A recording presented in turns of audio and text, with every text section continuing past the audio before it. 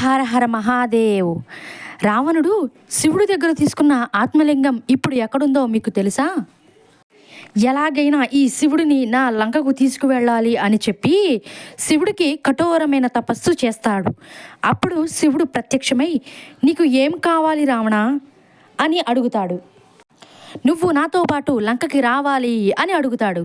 అమ్మో, నేను ఈ కైలాసాన్ని వదిలి ఎక్కడా ఉండలేను రావణా. నీకు నా శక్తులు కలిగి ఉన్న ఆత్మలింగాన్ని ఇస్తాను. అది నువ్వు తీసుకువెళ్ళి లంకలో పెట్టుకుంటే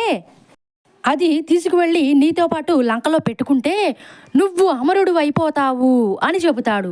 అప్పుడు రావణుడు నవ్వుతూ, అమరుడునైపోతానా? మీరు నాతో వద్దులేండి, నాకు ఆత్మలింగమే ఇవ్వండి అని అంటాడు. శివుడు తన శక్తులన్నీ ప్రయోగించి ఒక ఆవులోంచి ఆత్మలింగాన్ని తయారు చేసి రావణుడికి ఇస్తాడు. నువ్వు ఈ ఆత్మలింగాన్ని తీసుకుని లంకకు వెళ్ళు, కానీ నువ్వు ఆత్మలింగం భూమి మీద మొదటిసారిగా ఎక్కడ పెడతావో నువ్వు అక్కడ నుంచి ఎత్తడానికి కుదరదు. నువ్వు ఒకవేళ ఎత్తినా అది అంత రెట్టింపు అవుతుంది, అలాగే అంత రెట్టింపు బరువు కూడా అవుతుంది అని చెప్పి రావణుడికి చెబుతాడు.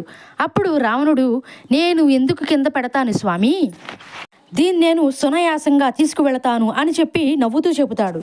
రావణాసురుడు ఆత్మలింగాన్ని తీసుకుని లంకకు బయలుదేరుతాడు.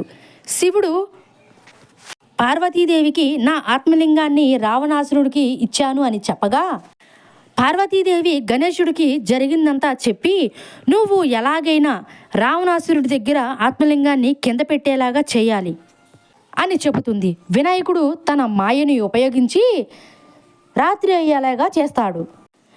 రావణుడు, అమ్మో సాయంత్రం అయ్యింది, శివుడికి పూజ చేయాలి అని చెప్పి సముద్ర తీరం దగ్గర ఆగి చుట్టుప్రక్కల చూస్తూ ఉంటాడు. అక్కడ ఆవులు కాచుకునే పిల్లవాడిని పిలిచి, బాలక, నేను కొంతసేపు సంధ్యావనం చేసి వస్తాను, అప్పుడు దాకా నువ్వు ఈ శివలింగాన్ని పట్టుకుని ఉంటావా అని అడుగుతాడు. నేను తీసుకుంటాను, నేను చిన్నపిల్లవాడిని కదా, నేను 3 సార్లు పిలుస్తాను, రావణ రావణ రావణ అని పిలుస్తాను. ఈలోపు నువ్వు రాకపోతే ఈ ఆత్మలింగాన్ని ఇక్కడే వదిలేసి వెళ్ళిపోతాను అని చెబుతాడు. దానికి రావణుడు, సరే బాలక, నువ్వు ఒక్క పిలుపు పిలిచేలోపే నేను వచ్చేస్తాను అని చెప్పి సంధ్యావనం చేసి శివుడికి పూజ చేస్తూ ఉంటాడు. అప్పుడు ఆ పిల్లవాడు, నాకు పని ఉంది, మా అమ్మ పిలుస్తుంది, నేను వెళ్ళాలి అని చెప్పి గట్టిగా రావణ రావణ రావణ అని ఒకేసారి పిలుస్తాడు.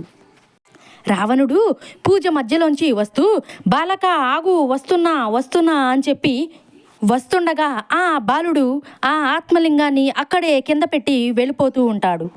రావణుడు ఆత్మలింగాన్ని పట్టుకోవడానికి ప్రయత్నిస్తాడు, అది పట్టుకోవడం కుదరదు.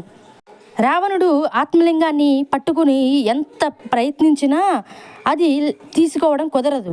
అలా ఆ ఆత్మలింగాన్ని గట్టిగా లాగుతూ ఉండగా ఆ ఆత్మలింగం రాదు, అది విరిగిపోతూ ఉంటుంది.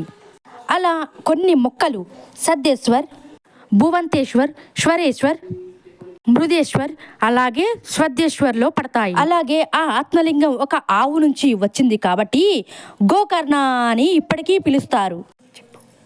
ఓం నమః శివాయ అని కామెంట్ చేయండి.